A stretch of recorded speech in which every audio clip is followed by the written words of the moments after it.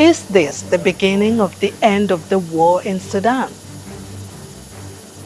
Well, the return of Army Chief General Abdel Fattah al-Burhan to the presidential palace for the first time since the war began 2 years ago was seen as highly symbolic. And with the army having regained control of key installations such as the airport, the military, and the state intelligence headquarters, as well as the central bank, al-Burhan declared Khartoum free.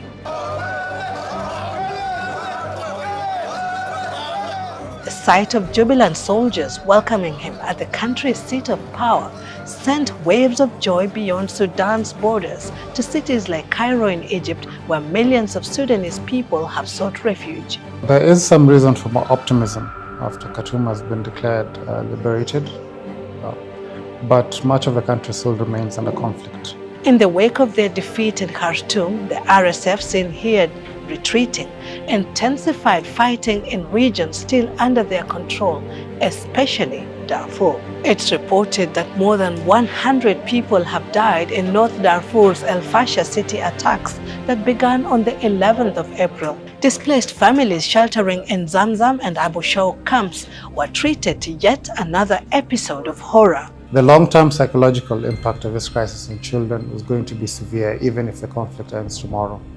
Not only have these children faced neglect and abuse and suffered the indignity of having to live in displacement sites, but they've also lost formal access to education. They've lost their friends, they've lost their parents, they've lost all semblance of normalcy in their life.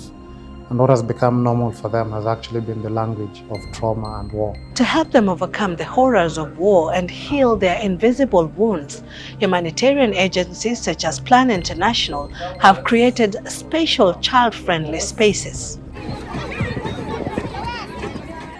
Here they can play once again.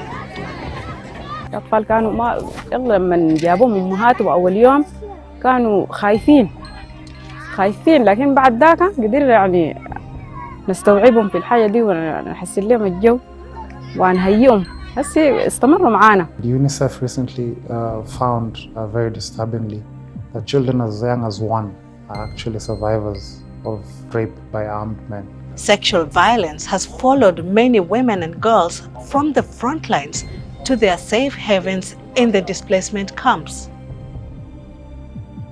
Asma, not her real name, was attacked by a group of men as she was picking green bananas to feed her children at a plantation near their camp in Sennar State. بقيت مارقة خليت الشوال اللي فيه الموز وقلت خلاص أطلع بنفسي أصلاً أنا ما عندي.